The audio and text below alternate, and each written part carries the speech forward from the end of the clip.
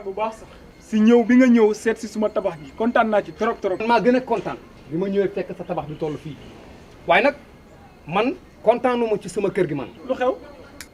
ndax umpalewul woon ne ñoo bokkoon nekk Europe. dëgg la jamono yu ñu nekkee foofu yëpp man ak yow maa ngi am benn waay maa ngi ko yónnee xaalis bu bari pour mu sampal ma suma kër. te ba léegi tabax bi àggul fenn. te yow nga waxoon ma ne ma bi nga starté samp yàggul léegi nga toll fii foo jaar. li waral loolu nag mooy dama ànd ak waa Baluwo. kon su ma la déggee Baluwo dañuy yëngu ci samp kër tamit. ni ngay def nag yomb na da ngay log on to www.baluwo.com mun ngaa jënd ci ñoom ciment suuf banta weñ ba ci daaj yi nga xam ne di nga ko soxla lépp lu jëm ci wàllu samp rek mun nga koo am ci lu yomba ak Baluwo daal yaay dugal sa xaalis fi nga ko bëgg a amee ko ci ni nga ko bëggee.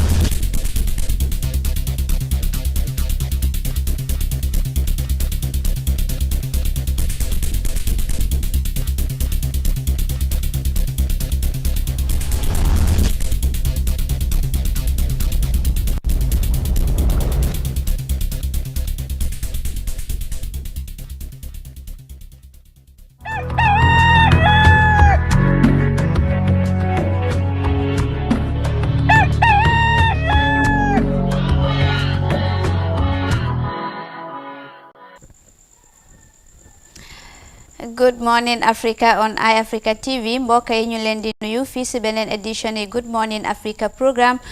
bu dee happen from Mondays to Friday from the hours of 9 to 10 every day. This is another edition of the Good Morning Africa program. Comme niñ ko dee baaxoo di defee rek dañ dee start with our studio stories then followed by our newspaper review done by our very own Mariam Jara. balaa ñoo dem si programme bi proper maa ngi ànd fi suma naataango yi ma bàyyi gaay rek ñu nuyu si Good Morning Africa programme bi. Good morning Mariam. Good morning Julde Njie. Good morning Africa. Welcome back to another edition of Good Morning Africa. It is Thursday. Second to last day of the week. Di wax everybody good morning di leen ñaanal jàmm nañ endoog jàmm. Allahumma amin. Modou Nyang kuma de son good morning Modou Nyang naka suba si. suba sa am fii jërëjëf soxna naka Julde Ndiaye. soirée ñu ngi la nuyu bu baax nuyu yaay Mohamed nuyu itam ñi nga xam ne ñu ngi jàkkaarloo ay Africa TV di ko seetaan si réew mi ak bitim réew yi fa leen mënta nekk ñu ngi leen di nuyu di leen wax ne ñëwaat nañ fii pour nar a ànd ak yéen dégtal leen xibaar yi nga xam ne xew na si réew mi ak si bitim réew si from 9 ba 10 incha allah ñu ànd si ak Julde Ndiaye tey waaye newspaper ñu ngi si ànd ak yaay Mohamed. waaw yaay Mohamed tey dafa temps yi dafa péen de. waxuma bàyyi ma man du ma Julde de man nangu nga may tooñ yooyu noonu nag. tay moom mu ngi garaaw su booba after di nuyu buñ def noonu rek ñu woy wax si suñ studio stories yuñ leen amal fii si Good Morning Africa programme bi comme lu ma ko waxee rek initially dañ dee start with our studio stories comme nuñ ko dee baaxoo di defee saa su ne rek suñ team bi dafa nekk underground waaye tey nag duma leen wax shortly di ngeen xam gaay fuñ nekk underground pour give ñu live updates on what is happening around the country su booba from there rek we just move on to our first story this morning, which is involve food and traders, of course, because in this trying time of the COVID-19, it has become a really big challenge and the like. So we go to talk about matters of the markets this morning, because food vendors and traders of any food products inside the markets shall be open for business between the hours of 6 a.m. to 2 p.m. each day to follow for each local authorities to cleanse the premises of the following market day. All food traders on the temporal stalls in a market shall maintain a minimum distance of 2 meters between any two stalls. But what is actually happening at the Serekunda market? iAfrica Ibrahim Presba is on the live signal. Good morning, Ibrahim Ba. Good morning, Julde. And this is the Serekunda market, like you rightly mentioned, that we are covering to see the implementation of all preventive measures, and we were here for some 1 hour ago. And we could tell you that, the Serekunda market is somehow not the usual market, because if you see on the background, the parking, it is more clean, not many vehicles park as in the usual market errands. So this is being, arranged or controlled by authorities on the ground. So we also understand that the market, stalls all around are locked, and they are not to be open until a certain period during the day, that is from 2 o'clock to 6 o'clock. So the market is not the real market or the usual market for Serekunda. Interesting. So what are the major activities in the market this morning? So vendors right now are around. A few of them are in their various corners. All they have to do for now is to sit by their stalls or their when the market is supposed to open. We also know that the other part of the market, the larger gate is open that leads to the food vendors, to allow those shopping for daily meals to access their various areas for shopping this morning. So those are the few areas that are really open. But for the vendors who are within the places where they are locked, so they are sitting there. You could see them seated. Others are walking around just to wait for the actual opening hour. Interesting. Do you observe the application of the WHO's preventive guidelines? Yeah, in terms of social distancing, it is very difficult to say for now, but because they are all outside, and these people cannot be found in their various stalls or shops for now. So meaning that in the open, that the social distancing is not that noticeable. We also know that part of the regulations communicated to the public by the government of the Gambia is to ensure hand washing, regular hand washing, and by all shops should do so. But in the open, again, it is not so noticeable. We know that the market manager will, try to clarify some of these issues, because from our own observation, it is not noticeable for now. Interesting. Just like you've mentioned, it's not noticeable. So, but is there any form of police enforcement, maybe on the side of the KMC? The Gambia Police Force are here. Personnel from the Serekunda police stations are on the Johnson to ensure that whichever vehicle is to come in will have to go to the right position and not to congest the entry point. So, the police are here to coordinate the traffic in the market. We also know that the Kanifing police officers are here to look around, as to keep the gates closed, to know that no one is going to access the shops inside the main market until such a time that they are supposed to be in. So the police, both the national police and the Kanifing municipal police, are on the ground. Is there anyone on the ground for a short interview on the matter? Yeah, so we have two people we want to speak with. First of them is Dudu Njai. Dudu is responsible, or the representative for the market vendors, who will now just throw some light as to some of the errands or business, how the business is going on with the market vendors. Dudu, how are you? Okay, I'm fine. So, yow yaa nekk di representative of market vendors, lan ngeen nekk di def fii? Gis nañ fii ñu bari ñu ngi toog si seen stall yi si biti. Lan la gaay nekk di def right now? Right now mun naa wax ne comme dañ follow street daal loolu naa ko mën a waxee, because foog naa ñëpp xam nañ ne feebar bi dafa nekk loo xam ne dafa horrible, understand nga. waaye fu mu nekk nii comme nit yi miin nañ di génn te duñ génnut duñ mun a am lu ñoo lijjanti ñenn yaa ngi toog nii fu mu nekk nii si seen bunti bitig yi di xaar bi client ñëwee am nañu dañ dee ibbi ndànka dugga génnee seen gut si jaay ko tëjaat bitig bi waaye affaire bi dafa stress daal anyway. ban time lañ leen may pour war a ibbi te war a jaay wala waay close tamit. waaw ok ñu ngi ñu wax ñu ne ibbi 2 o'clock ba 6 o'clock fu mu nekk nii sax man as a leader at market manager bi at committee bi ñun ñu ngi toog di discuss ne ñu dem ñaani autorité si pour ñu jéem koo def suba mais bi du nekkee 7 ba 4 sax mun nañoo feeboo because right now lii feebawut ñu te weeri koor bi mu ngi nii ñu ngi wax ëllëg la du nekkee ëllëg la nga war a toog sa kër ba 2 o'clock soona war a ñëwaat ibbi marché is not helpful dëgg nag te loolu moo ñu nekk di jox problème bu rëy right now. lu tax nit ñi léegi xaaruñ ba 2 o'clock ñu jéem a ñëw pour xam ne 2 o'clock la gars yi war a ibbi waaye soo seetee si around ñëpp ñu ngi around di biti si biti ñu ngi toog am na ñuy taxaw social distances nekk na problème léegi lu tax gars yi xaaruñ ba 2 o'clock. waaw comme nu ma la ko waxee rek xam nga nit ñi yëpp mënuñu nekk benn am na ñoo xam ne duñ génnul rek duñ am lu ñoo lekka so ñeneen dañoo ñëw duñ taxalee am lu ñoo yóbbu def seen poche dem yónnee seen gars yi yónnee ko gars yi ñu dem jëndal lu ñoo lekka ñu lekka moo tax nit yi sax ñëpp a understand fu mu nekk nii government bi waroon nañoo jël seen matuwaay bu baax xalaat bu baax nuñ koo doxalee waaye man xam naa ne loolu moo fi teg ñu bari nag man sax doo gisee ma ñëw dama dee ñëw pour wax marché bi ne ñeneen ñi buñ ibbi because ñeneen ñi dañ dëgër boppa waaye depuis farang daal affaire bi métti na daal. waaw yow bokk nga si njiiti marché bi comme ñuy jaay si njiiti si ñooñu nga bokk so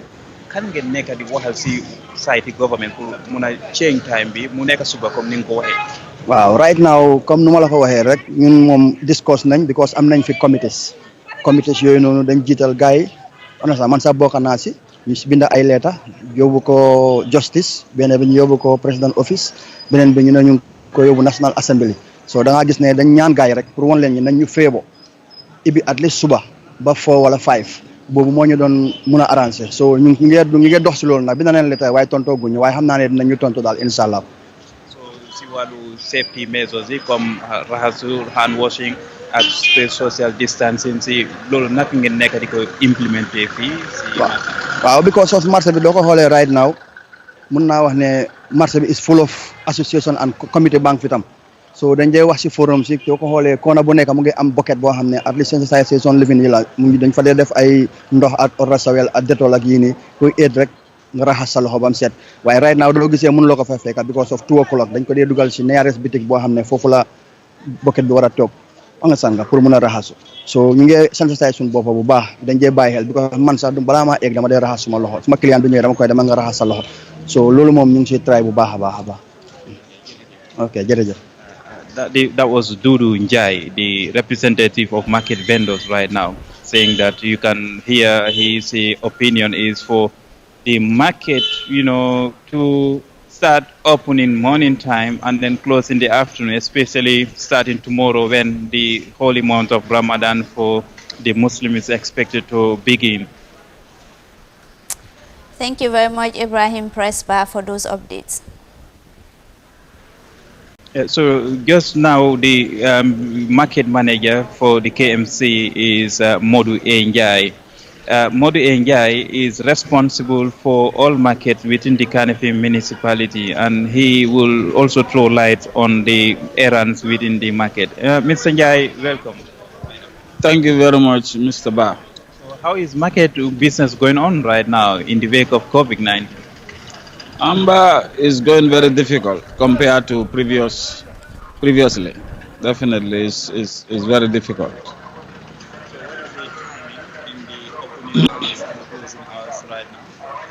Anyway, we have two sections. Those selling foodstuffs are given from 6 a.m. to 1 o'clock p.m. And those with cosmetic and other goods are to open from 2 o'clock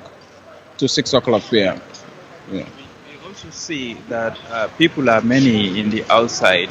You can see around, people are not in their market or in their store. They are not waiting for 2 o'clock. Why are they here? Actually, yes, yes, as you said, they are all around because they are hanging for time. It's difficult. We do, the market committee, the market management do talk to them that since they have been given the privilege to be opening by 2, they can be coming by 1:30, 2 o'clock so that The moment time is up, they can open their shops. But all those you're seeing hanging around are those with shop owners. Some of them are coming here for any other activity. But as far as the management is concerned, we make sure that the main market is not open up to 2 o'clock. How do you enforce the closure of the market? How do you enforce that? Yeah, we have the municipal police together with the general duty who are definitely helping us to make sure we implement the declaration that has been set. It's possible to close the market? Yeah, it's possible because the market has almost 9 gates. So in the morning we only open 1 so that people can have access to go to the market where we have in these foodstuff sellers. Yeah, out of the 9 we only open 1. So the preventive measures are such that regular hand washing should be enforced, social distancing and keeping hygiene. These are some of the most recommended preventive measures for the COVID-19. How is it working in the market? For the preventive measures here, as you said, the hygiene and the sanitary items is fully implemented because if you look at it, we have 9 gates within the Serakunda market. So all these 9 gates plus some shop owners who have get these buckets in front of their shops is been well maintained. But the social distancing is the problem here, especially when it comes to Latkumba Road Street going inside. It's very tight. Social distancing is the problem. But for the preventive measures, the sanitary, hand washing and whatsoever, we're making sure that it's implemented fully. You want to just give me a summary of this in the local language? Yes, jërëjëf Ibrahima comme li nga doon laajte mooy comme time biñ dee ibi marché bi ak time biñ dee tëj ma wan la ne ñaari fànn lañ ko dee ibe benn bi mooy ñi nga xam ne ñooy jaay mbiri dunda bi ñooñu jox nañ leen si juróom-benni waxtu si suba ba benn waxtu si bëccëg den ñi nga xam ne ñooy jaay yeneen mbir yi comme cosmétiques yi ak yooyu jox nañ leen from 2 o'clock mooy ñaari waxtu si bëccëg ba juróom-benni waxtu si ngoon so yaa ngi doon laajte affaire yi raxasu bi ak yooyu waaw yooyu moom sant nañ si yàlla bu baax because council bi ak many organizations yooyu ñooñu yëpp ñoo nañ donné ñu fi ay saabu ay omo ay sio pour gis ne rek ne suñoo dugga si marché bi raxas nañ suñ loxo yi comme like health experts yi nit ñu ko digalee benn jafe-jafe rek lañ am fii mooy social distancing bi because boobu noonu definitely soo demee right now Latkumba Road is a problem for mu ngi first step te marché bi moom pour tëj ko yam juróom-ñeneenti bunta moo nekk ci marché bi benn rek lañ si dee ibi mooy pour nit ñi am access pour dem fi ñoo ndugee pour nduga seen ndugay waaye su passé loolu central police municipal police bi ñu ngi ñoo jàppale pour gis ne rek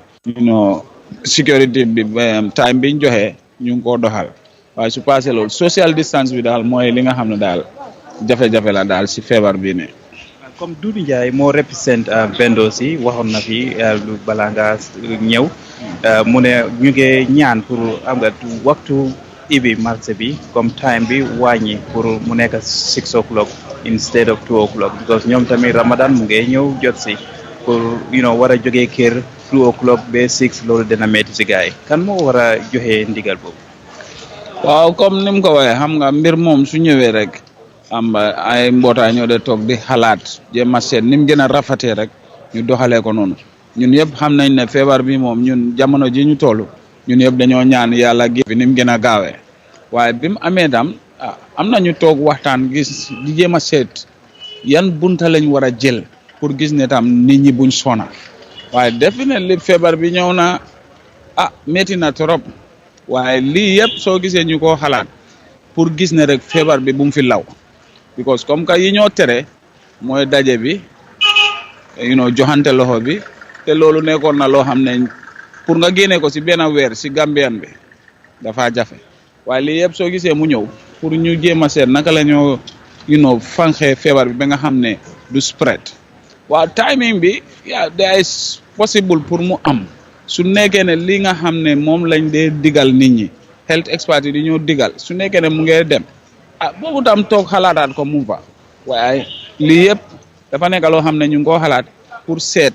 nit ñi seen jikko yi ndax dina wécceeku tuuti pour ñu jéem a xeex feebar bi mu jóg fi timing bi nag definitely boobu nekkul si loxo management bi ay comme like ñun yëpp dañ toog dégg the spokesman of the government joxe mbir mi si ndigal bi ko borom réew mi jox so ñun tam ñu gis ne rek ay ndaw lañ ndigal la ñëwee ndigal boobu ñu implement ko rek waaw waaye fi nga xam ne foofu lañ war a waxtaanee pour change time bi ak yooyu boobu nekkul si loxo market management bu KMC bi. Thank you very much. Thank you very much. That was Modu Njai, the market manager in the Kanifi municipality, who has sent some clarification to the hand washing basins and the implementation of safety measures within the Kanifi municipality. So one thing that he also highlighted was the issue of timing. So right now the main market is allowed to open from 2 o'clock to 6 o'clock. So to change that, he said, is not in the hands of KMC. So that is up to the central government to make that decision. So even though the vendors are asking for that time changes, Gilde. So do you think that this changing of the time will be as soon as possible, like how the vendors are wishing? Government errands are not that quick. So, now that the request is being made and the way, Dudu Njai said it, who represent the business vendors, market vendors, he said they have written to the right authorities. So it's up to now government, if it is in their interest or the issues are convincing. So the actual response could come anytime. But this is not something that they should expect so soon, because in the morning already, the food vendors are allowed to sell. That is the main market gate, is open, and you could see a lot of people are going there to do their shopping for the daily meals. All right, thank you very much, Ibrahim Presba, for those updates. Yeah, you're welcome, Gilda. Thank you. Well, that is our very own Ibrahim Presba, senior editor and correspondent of iAfrica TV. Thank you so much. Gis nañ ne Ibrahim Presba wax na with the market authorities at the Serekunda market guy dañ joxe updates wax na ak vendors yi ku dee lead vendors yi and the hospital and the market administrator waaye lu ñu wax rek moo nekk ne social distancing dafa nekk loo xam ne mu ngi andi jafe-jafe si gaay ñu ne waaye hand washing and all that ñu ngi enforce loolu noonu waaye social distancing is becoming a very very big challenge te gis nañ ne recently the National Assembly Special Select Committee guy dañ predict together with health experts guy dañ predict ne between June and July, Gambia mun na am 181,000 cases of COVID-19 if social distancing it's not really enforced. So loolu noonu mu nekk loo xam ne dafa andi jafe-jafe torop at the Serekunda mag na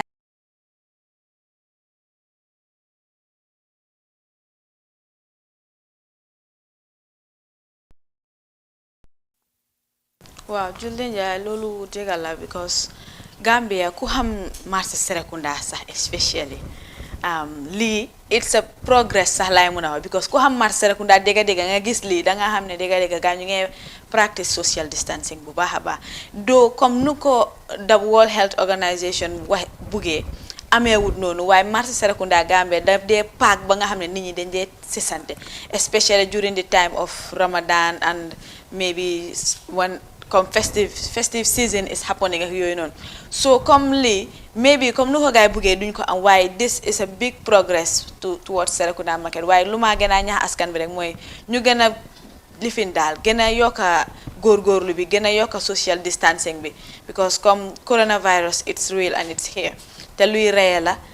dégg la nekkut a death sentence waaye am na ñu nga xam ne seen health du ko dee mun a sustain so lu ma ñaan askan bi mooy nañ moytu bu baax a baax ñu maintain di social distance parce que suñ ko mënee wàññi tam waaye xam nga tamit Gambia comme suba bi la nit ñi dee dem marché ak yooyu noonu so daf xëj na ngoon bi moo nekk dis cosmetic sellers and stuff like that ñooñu social distancing bi mun na am boobu dina xaw a tane waaye bu suba bi boobu dafa jafe torop because ñëpp a ngay dem marché pour lu ñoo indil njaboot bi ak yooyu noonu so yàlla ñu yàlla jàppale daal amiin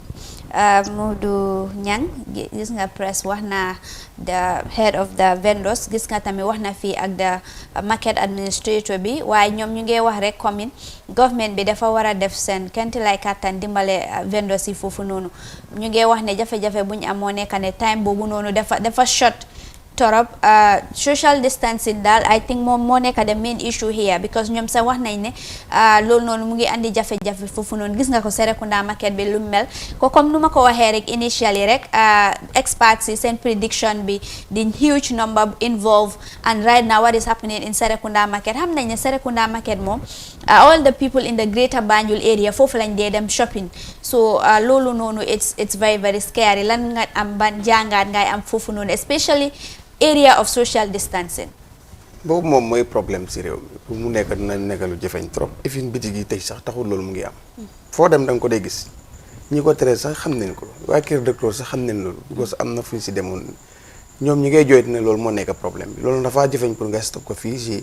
si réew mi lenn rek la moo mun a amee ñëpp tëju te loolu c'est un problème so loolu moo tax government indi des stratégie wane na ñi neen jaay si suba si ñi jaay la bëgg wax ci xawoon naa bëri si ñoom waaye di wax ne tam ñu nekk si maquette yi yëpp ñu bàyyi xel ne loi bi nekku si loxo police moomuñ ko area council moomuñ ko because some people ñu ngi def lu nga xam ne ne yow dooy xam sax di jéem a dem def délégation dem si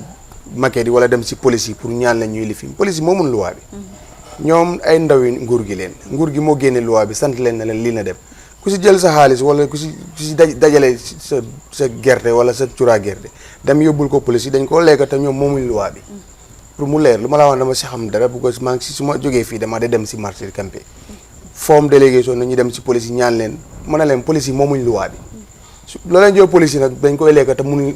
te li ngeen bëgg du sotti moomuñ loi bi nguur gi moo ko moom te joxee na ko lii su ngeen jëbu ngeen ànd ak sart yi ngeen dem toog ba time bi ñëw because bu njëkk amul leen ko woon léegi am ngeen ko bon soo leen fi jéem a def délégation dem di seeti market manager au market committee au police seen loo leen dajale yëpp dafaa dem zéro te doolu lu ngeen bëgg doo leen ko am loi la so il faut nga ànd ak loi bi lu mu dogal ak lu mu métti te xam ne loolu la bu njëkk kenn la doon contrôle time bi ngay tëj kenn dafa am condition bu ñëw loolu moo tax ñi lay contrôle waaye askan bi ak ñi nekk si market gën a bàyyi seen xel xam ne ku ñu fi indi loi bi rek ñoo ko fi mën a tegee du kenn parce que dégg nga nu ko market manager bi waxee pour change time bi loolu nekkul si ñoom loolu fu mu jógee daf leen tiim ñoom dañ nekk ne dañ leen jox ndigal bi pour ñu def ko so loolu la am pour def léegi nag soo ne yow da ngaa def délégation dem seeti kale nangam dafa sotti li nga mun rek mooy wax si média bi ñoom buñ ko déggee ñu defaraat ko because li amutoon waaye dégg nañ complain yi askan bi di def ñu ceeñ ko indi fee boobu nga xam ne tane na léegi ñu dem ak fee boobu ba si kanam si gisee ne tam am tane lifin bi feebar bi nit ñi am nañ si yaakaar ne mu ngi dellu gannaaw nguur gi tam automatiquement dinañ gis def beneen jéego boo xam ne askan bi dinañ si gën a gis seen bopp waaw dégg la dafa am solo torop comme daal man awul ñaari kàddu rek laa fasaani moo nekk ne the social distancing one lii coronavirus du politics one number two sa boppa ngay aaruloo kenn social distancing yow soo ko practice nga ne ok nguur bi lii nga teg ne because nguur bi ñoo la ko wax yow danga ko war a practice or it is politics yaa ngi andi sa boppa jafe-jafe so I think it's very important nga prevention is better than cure ku nekk dafa war a practice social distancing ngir sa own health du healthy keneen de so for your own health so I think that is very very important and the numbers are really scary so in order to avoid this number comme nuñ ko prédicté yàlla bu mu fi am because 181,000 moom loolu dafa bari torop si Gambia bi fi so ñu make sure rek ñu practice what the WHO are really saying. From that story on the market and market vendors, we move on to talk about other issues, of course, on the coronavirus. As we know, right now, okay, all that we talk about is the coronavirus because it is the pandemic that is really affecting lives and livelihoods around the world. From there, we move on to talk about matters of councils and municipalities around the country because municipalities and area councils have had their war against COVID-19 boosted with additional fund from the Gambia Chamber of Commerce and Industry. The initiative arose after a rigorous fundraising campaign have the private sector joined in the efforts to control the spread of the novel coronavirus in the country. Councils and municipalities are expected to reach out to every affected individual in their various communities to ensure that the stay-at-home campaign is enforced. Details of that in this report. The Gambia Chamber of Commerce and Industry extended hands of support to regional area councils and municipalities worth $1.6 million to strengthen their muscles in the fight against COVID-19. The allocation came following the GCCI telethon meant to get the private sector meet a budget target of $20 million. Each local area received the sum of $200,000 during the ceremony held at the GCCI headquarters in Bijilo on Wednesday. What we are doing, all the acts that GCCI is doing, must not be construed as charity. It must not be seen as act of generosity, but because we are fighting for also our own survival. So I beg you, and I want to quote what a big philosopher has said before. This is not an act of pity. He has said before that pity would be no more if you have not made them poor. The state of abject poverty in the country, we should try to change that. We should not try to give people charity and people. We should not be in that condition. I said I should make this thing very clear. We are not proud to give our fellow Gambians charity because we don't want them to be in that state of poverty in the first place. Founded shortly after the independence, the Gambia Chamber of Commerce is responsible for the business development and trade promotion in the interest of the Gambian businesses. Some of its income has been used to bridge funding gaps such as the renovation of the sanatorium for treatment of the coronavirus cases and provision of mobility to staffs of the prison service. The package designated for the rural poor will now go through the plans of the local government authorities according to the Gambia Association of Local Government Authority. The simple answer is all councils as we speak have in one way or the other developed their plans for the fight against COVID. So there is no one rule for all councils. You know, all councils have their plans and they are indicated their priorities, so they're going to implement or probably utilize these funds according to what is in their plans. But again, what should be emphasized and maybe re-echoed is these funds are only meant for COVID-19 and should not be used on any other thing apart from that, not on any operational matters, except probably if it has to do with COVID.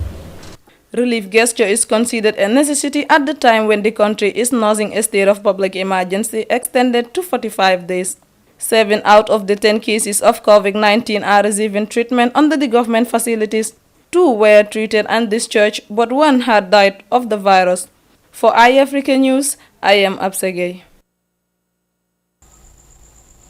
Thank you so much for that report. Still now we are on COVID-19. COVID-19 mom tay mom mo nekk di headlines news making around the world. Municipal councils yi ak councils yi ñoom tamit ñu ngi def seen kantilay kattan to make sure ne the stay at home campaign ñi buñ nekk di def ñu enforce ko. So Gambia Chamber of Commerce and Industry ñoom tamit dañ jàppale gaay in their efforts to make sure that the stay at home campaign bi gaay dañ ko enforce. Lan moo nekk seen jàngat te the most important thing is the councils yi ak municipal councils yi dañoo reach out to every individuals to make sure that ñu enforce li because dafa am solo torop soo waxee nit ki mu toog I think ne danga koo jox lu ko toogloo seen jàngat si loolu noonu. Waaw Julde li lu am solo la because yesterday I was there so daanaka municipality si yëpp yu nekk biir Gambia ku nekk they had over checks and the check was heavy. Xam naa ne it will go a long way daal towards these people parce que Gambia bi comme mostly ñu bari feeding from hand to mouth moo ëppa so su GCCI defee this step because xam nañ comme the Gambian population nuñ mel te dañ ko jox the right people dañ ko jox their councils because councils yi ñoo mun a xam nit ñi ku nekk sa nit fan la nekk ak yan jafe-jafe la nekk because soo ko joxee council bu nekk dina come up with the people that really need it because yow council bi yow yaa dëkk si area bi yow yaa xam jafe-jafe yi sa nit yi nekk di dunda because nit ñi sax suñ amee jafe-jafe sax seen council si lañ dee ñëw mbaa ñu dem seen député so this is a very very good move lu nga xam ne GCCI dañ ko def towards the councils because dañ ko jox the right people da man I am very pleased with this. Okay, Modou Niang sa jàngat si loolu gis nañ ne councils yi moom ñoom ñoo nekkal nit ñi si grassroots level bi ñoom ñoo am that connection with people than even ñu nekk si central government bi so dafa am solo torop xaalis buñ leen waaye xam nga li tamit coming yi fi xaalis la buñ starté fii wax nañ lu bari ñoo xam ne dañ joxe xaalis i millions and millions gis nañ ne recently sax government of the Gambia gaa ñu ngi wax ne gaa dañ spend 143 million out of the 500 million dollars waaye ñu bari so many people ñu ngi laajte xaalis boobu noonu fuñ ko dugal ndaxte meekut an impact in this so foog nga ne xaalis bu GCCI jox council si tamit dina make an impact in the council's level or in the people. waaw ñoom def nañ lu baax léegi dafa des si council si because daf laa wóor ne council si am na ñu nga xam ne seen gox yi gëj nañ fa depuis ñu ngi ut seen carte yi seen lu ñu dee dig seen askan yi duñ ko dee def man woot bu ma nekk council bi benn yoon laa ko gis so kooku nag koo gis benn naka la moo xamee yow sa problème ba mun laa dimbale su ñoo campagne they can go anywhere any corner si seen constituency waaye after that gars yi pare nañ si soo nag xaalis bi ñoom moomuñ ko seen askan ñoo ko moom seen gox gi ak gox-goxaat yi nañ jël xaalis bi yóbbu ko foofu jox ko ñi nga xam ne ñoo ko moom te tànn nag ñi ko yelloo because tenewante am na si koo xam ne nii comme ni ma ko dee waxee rek ñi nga xam ne am neen dépense yi bokk ndeeg baay neen baalal ñi nga xam ne amuñ dépense yi bokk ndeeg baay ñu jox ko ñooñu jëfandikoo xaalis boobu ñoom nag moomuñ ko de pour mu leer te neen fexee dugg si biir askan bi booy ut ku lay sànnil karta nga dox dem fu nekk after that is finished lu ñu la dee wax dara du si nekk foofu leen doon ñëw man maa ngi si woon si area all yu nu market ne la dee campagne suñ paree li fi mbalit bi nii nangam tey la gën a woos den kansolo bi doo ko dee teg bët soo xaalis boobu nag nañ ko delloo si askan bi so loolu pour mu leer parce que area council si ñoom ñëpp xaalis yi ñooy collecte si askan bi leen koo jëlee 60 ou 40% bi dafa waroon dellu si askan bi am na nuñ ko doon doxalee tey ndimbal yu bari sax duñ ko niit doxaluñ ko nuñ ko dee war a doxalee this is the problem but njaarama GCCI def nañ lu am solo waaye ñoom it neen ko delloo si ñu ko moom so loolu mooy lu gën a am solo waaw ñu ko delloo si ñu ko moom daal loolu daal moo gën a am solo comme noo ko waxee rek xaalis boobu noonu su doon delluwaat back sa nit ñi I think it will make a very big difference in the lives of the people from there ñu woy wax si leneen let's move on to another story on the Good Morning Africa program to talk about matters of the university because the University of the Gambia has begun online teaching as development related to the outbreak of COVID-19 pandemic. In a press release from the UTG management on Monday, a roadmap was developed with major stakeholders including GSM companies, Ministry of Finance and Ministry of Higher Education, Research, Science and Technology. The online session began on Monday with hope to deliver over 800 lessons over a 3-month period via Google G-Suite. Professor Per Gomez, chairman of the Online Task Force Committee, told iAfrica the cost involved in the project. All put together, you take government's contribution and that of the University of the Gambia, we are around 5.4 million as per the data that we gathered last week from the finance department. Okay, then when we are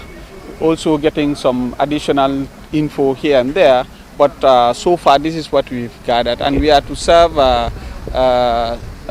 student population of 6,084. Okay, that is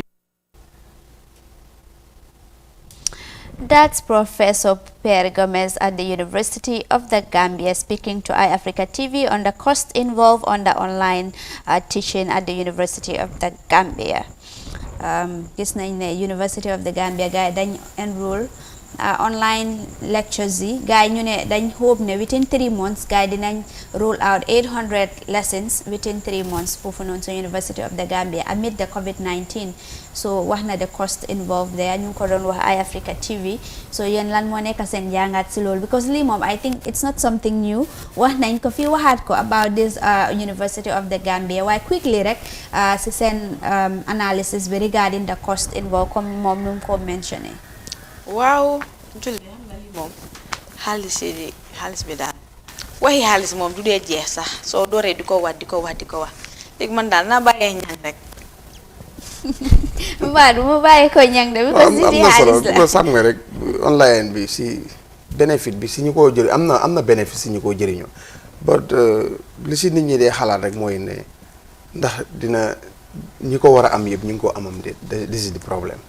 waaw because xam nga fii moom lu nekk rek Banjul waaye naa xëy ne foofu la université mun na am ñi nga xam ne ñu ngi fay jàngee ñëpp ñu ngi si biir si fekkee ne ñëpp bu ñëpp mënut a daj waaye su fekkee li si gën a bëri ñu ngi see bénéfice rek soo am na solo because 800 lesson tam loolu wax dëgg yàlla mu am moo gënoon mu ñàkk a am waaye anyway nañ fexe rek ñi nga xam ne ñoo ko war a am ñi am ko bu ko séddale daal ñi war a am neen am su ko defee dafa fair waaye nag su fekkee ne some people a ñëw see bénéfice ñeneen ñi bénéfice uñu so foofu la problème bi nekk waaw bon I think ñoom nañ koo doxalee am na solo. Okay, that report from the University of the Gambia brings us to the end of today's our studio stories. Comme programme bi dafa continuer ba léegi because ñu ngi fi amee su newspaper review bi by Mariam Jara ñu mu wax ñu lan moo fes wi waaye balaa loolu rek ñu ànd ak bàkk bi ñu ngeen nuyu tamit borom bàkk bi tamit nama nañ ko torop nag. From there we take a short break and come back for the continuation of Good Morning Africa program.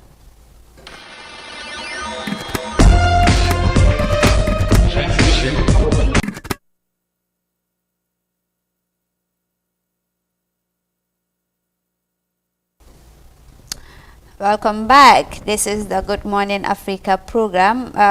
Ñu ngi ñëw with the newspaper review. Waaye newspaper review bi ñu ko dooleel moo nekk Star GSM compagnie ñoo xam ne de seen makam bu nekk Tabokoto, Westfield, and of course around the greater Banjul area. They are involved in mobile accessories and anything, solar installations and others. Here, whatever you need regarding mobile phones, solar and other things, you can go to Star GSM company because they are there and they are ready to give you the best services available for them. Mariam, tey newspaper review bi yan newspaper lañ fi am this morning? Wow, tey si newspaper review bi ñu ngi am Foreya newspaper, am nañ Standard, am nañ Point. So ban la ñu start with waaw this ñu morning? start Foreya ñu wax askan bi lan mooy seen headlines yi. Okay. Waaw. GAF mindful of 74 hours limit over detained soldiers, but GAF spokesman. Detainee dies in custody. Social Security transfers pension payments to Forex Bureau due to COVID-19 pandemic. Foreign Affairs Minister engaged USA to release Gambians under custody. Red Cross ambulance accident causes severe injuries, and the editorial says the demand for government to distribute food to the needy. Where will the money come from? And question of the day says, how much will government need to purchase 230,000 bags of rice and sugar and 149 drums, 10 liters of oil? The loolu moo nekkoon headlines yi. Su ko defee ñu seet si biir ànd benn ñaar story. Okay. And the detainee dies in custody. The spokesperson of the Drug Law Enforcement Agency has on Wednesday told Foreya that a Bissau Guinean national who was detained over drug trafficking has committed suicide after hanging himself in the toilet of the cell on the late evening of 21st April 2020. Waaw julde kii ñu ne benn Guinée Bissau national la ku nga xam ne dañ ko fi jàppoon affaire drug trafficking, so dañ ko fekka si on the 21st si guddi daal dañ ko fekka mu hang boppam tubéy bi la jël takka ko si li wanag bi bunti wanag bi mu hang boppam mu nga daal di xaru daal dafa xaru si biir seel bi so loolu si sa jàngat daal. Dafa doy waar torop committing suicide moom I think it's the last option for anybody waaye kii tamit lum committed suicide maybe gars yi dinañ fa def jàngat foofu noonu ñu xam what exactly is the reason for him committing suicide because dañ ko detain on for jëfi cannabis lañ ko detain on so why anyway daal kenn xamut as to why mu commit suicide but I think the authorities also mun nañ fa def seen jàngat ñu xool as to the reason why he actually committed what he committed because nit moom xool sa boppa rek àddina mu naxari la naxari boo xam ne ba nga thinking of committing suicide dafa nekk loo xam ne dafa doy waar torop man moom foofu lay am. Waaw foofu ngay am ñang Njaay seetal beneen ñu seet beneen waaw kon donc nañ seet beneen ñang mu ne nañ seet beneen waaw Foreign Affairs Minister engaged US to release Gambians under custody. The Minister of Foreign Affairs, International Cooperations and Gambians Abroad has disclosed to the Standing Committee on Human Rights and Constitutional Matters of the National Assembly that they are engaging the United States government through its mission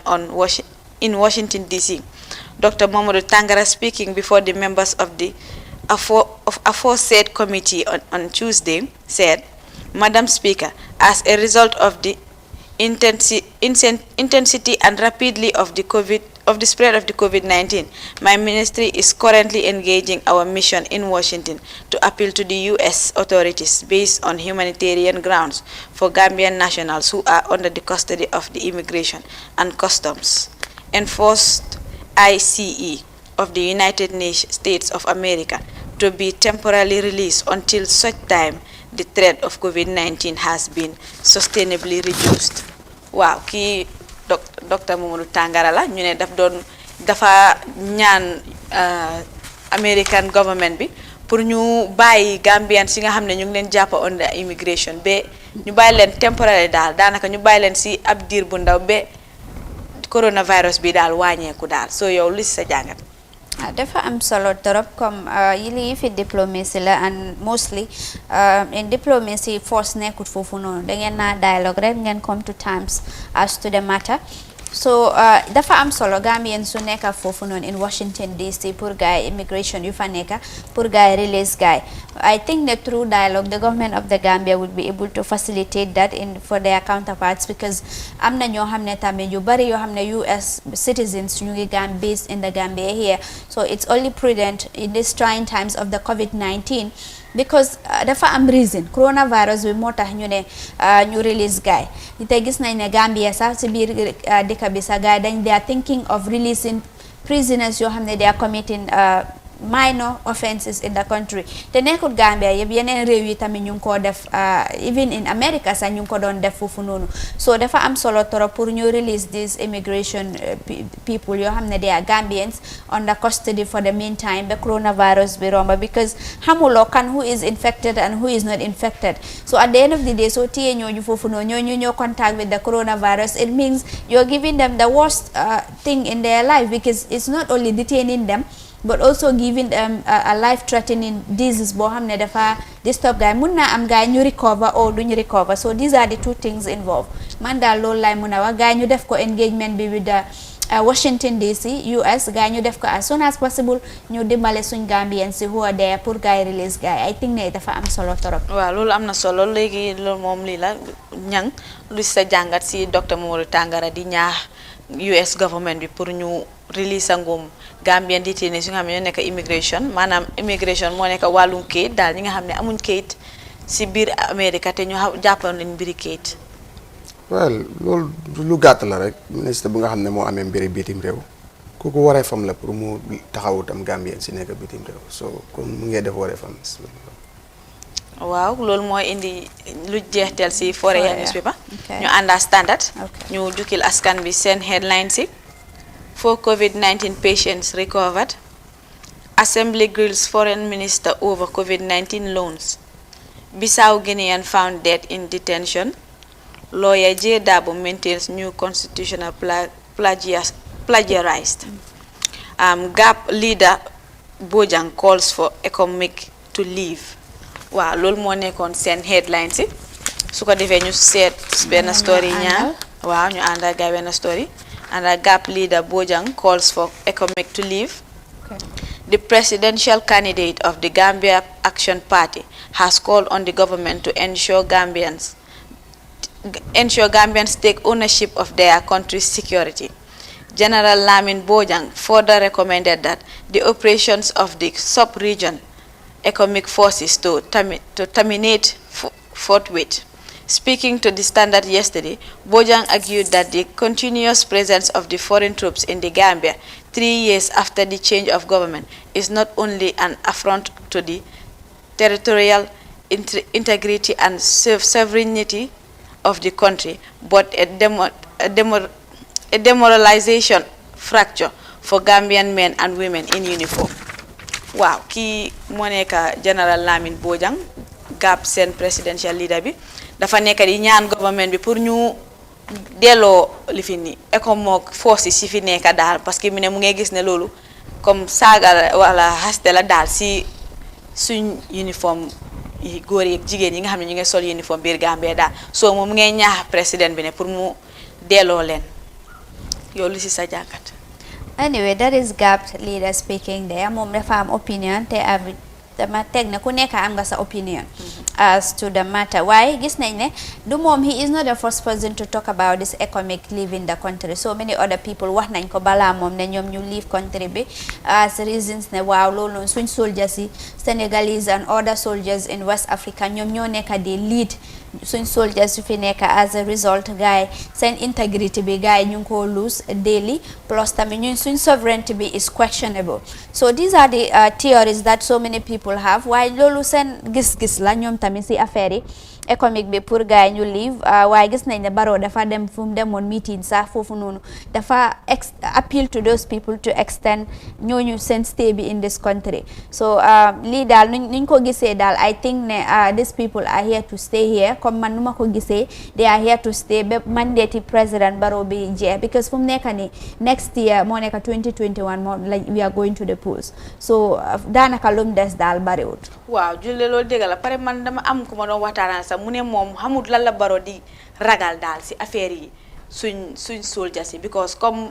the former government they were here with these soldiers and the Gambia was secured. We had security from our security personnel. So lan moo waral comme moom muy bàyyi fii ni this foreign economic soldiers ba tey so loolu comme dafa nekk di tey xeli Gambian si torop because dafa yaaga after the transition because man foogoon naa ne comme economic su ñëwoon sax because of that past impasse lu fi happen on am na 1 year 2 years dëkk bi stable na and people are not thinking of anything else waroon na leen naa release waaye comme ñu war fee nekk ba mandate am bi jeex loolu dafa tey xel xanaa is he fearing something lu nga xam ne loolu la nit yi xamut or something else so loolu daal ñu tënk ko ñu jox ñang ñu laajte ko luy xalaatam si economic forces si staying in the Gambia. xam nga doomu aadama moom yàlla moo ko bindee fàtte boo te waa economique am naa temps dañ leen doon tàccu de di leen welcome soo ñu bañ a fàtte loolu nag bokk nañ si ñu nga xam ne ni tax na jàmm sax si biir réew mi nguur gu fi nekkoon ak kii du benn kooku dafa judd si armée bi màgg si armée bi xam armée bi yore nguur gi te gis nga dund bi fi nekkoon si armée bi nu mu méttee woon so it's different with the président Barrow businessman bu jógee fële ñëw so foog mu def lu dal xelam mooy mu nekk fi ak economic soldiers yi so loolu moo dal xelam te ñun wax rek leen si mun waaye moom lu dal xelam loolu mooy continuer di am waaye buñ sànni buñ xalab ñii te xam ne dee was a time dañ leen doon tàccu di leen welcome so nag doomu aadama moo bindoon noonu bu ajoom fajoo rek mu ngi xalaat leneen lu nekk si kanam parce que gis naa ne yoon moo leen fi teg te dinañ fi génne si because ñii duñ fi mun a nekk bay faaw dafa amoon lu tax ñu ñëw fi and still now yoon bu leen fi teg noonu moo leen fi mun a génnee te am naa yaakaar dinañ fi jógee te bëggos dëgguñ fi waaye dafa am dañ ñëwoon yow ko ñëw xaar askan bi waaye bu ñu fàtte ne nag there was a time ñu ngi leen doon welcome at any corner in the country buñ fàtte loolu waaw buñ ko fàtte su ko defee ñu demaa beneen story nominated National Assembly member Yakumba Jaiteh has chastised the finance minister for failing to table COVID-19 loans and grant to government for ratification by lawmakers. Mambure Njai had told the assembly that government has received a loan from the IMF with first disbursement of $1 billion on Monday, as well as a grant from the World Bank to provide emergency assistance to the face of COVID-19 pandemic. However, Jaiteh charged that under the laws of the Gambia, no loan shall be raised by the government on behalf of itself or any other person or authority other than or under the authority of an act of the National Assembly. Wow, lii moom waxi xaalis bi la ba tey Yakumba Jaiteh nominated assembly member la moom moo doon grill affaire yi xaalis bi di laajte kii finance minister bi ne comme leeralu leen dara si affaire yi xaalis bi naka la xaalis bi war a demee ak nu war a tëddee ak naka lañ ko war a defee so yow li si sa jàngat. Well, under normal circumstance, loan would government nara secure with other partners dañ ko war a go through the National Assembly pour gaay ñu debate over it to see its merits and demerits whether dañ ko jël or duñ ko jël but this one nag xam naa ne daal mooy loolu daal but anyway I am sure the National Assembly tam dañoo def seen kenti lay kattan make sure that this thing is rectified because $1 billion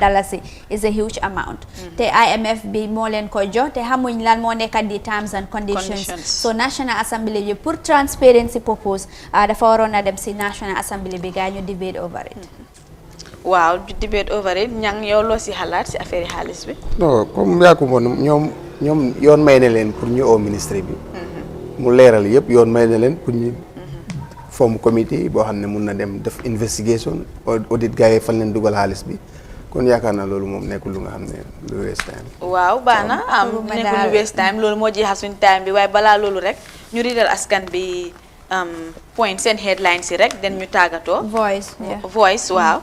The Voice newspaper seen headlines yi mooy Muslim Ummah expresses concern over upcoming holy month of Ramadan. Ambassador Boots gives to Mufa. APRC describes TRRC's lead council encounter with party supporter unfortunate. Lack of street name significant make COVID-19 tool free contact tracing difficult. And finally, President Barrow to participate in ECOWAS leaders video conference amid COVID-19. Waaw loolu moo nekkoon Voice and headlines yi su ko defee ñu tàggatoo dig leen dox daje ba suba jàmm inshallah bu si yàlla àndee suba moo war a nekk Ramadan ñu yal nañ ko fekkee jàmm dugal si bismillahir rahmanir rahim wax ko alhamdulillahi rabbil alamin ku nga xam ne yaa ngi xalaat naka ngaa duggee si biir Ramadan bi yal na la ko yàlla yombalal teggil la en bu diis si sa lii bi ba ñëpp toog ne wax alhamdulillahi rabbil alamin so di leen ñaanal jàmm ñaanal leen wér yàlla musal leen si seytaane musal leen si kata ak balaa ba suba jàmm inshallah. Mariam amin to all the ñaans Modou Moussa. Modou Ñang Mariam daal suñ ko fi bàyyi lay wax fi ba ëllëg. moom mu ngi wax 2 minutes te mu ngi wax 5 minutes te moom moo tax ne 2 minutes. xam naa ne moom moo finish time leen waaw ok comme jox gars yi dig daje waaye ma xamal leen benn affaire nag gis ngeen presse moom xam naa ne fii balaa corona bi di jeex dañ ko moytu de gis nga mic boobu muy téye 10 kilos la temps yenn weñ la mu ngi am doole bu ko moytuwut fii bu la na tam loxo rek mu ngi jël doole mic boobu noonu dafa am power de boobu laamin sa attanut ko waaye gis nga moom nu mu ko dee te daf ko dee jël left and right soo ngeen bàyyi seen xel pour balaam leen a def nii waaw jërëngeen jëf mbokk yi yéen ñu doon seetaan Africa TV ñu ngi leen di tax di dajee ba ëllëg incha allah comme niñ ko waxee rek xam naa ne ëllëg si ñenn si ñi ngay wax ne weeru koor bi àjjuma xam naa ne lu munta demee ci àdduna bi dina start si ñenn su ko defee ñi ñaanal ñëpp rek yàlla nangu suñu koor weeru koor bu doy waar la bëggee mu ngi tombeek coronavirus waaye lépp borom bi la yàlla nañu si ubbil bunti xewal yi bëree bëri nangu lépp li ñu si jàmm maye si wér bañ commencé ko si bisimilahi rahmaani rahim bi àggale ko si alhamdulilahi rabbil alamin jërë ngeen jëf yéen Amin to all the Nyans. Well, viewers, that brings us to the end of today's edition of the Good Morning Africa. Do have a pleasant day. Bye-bye.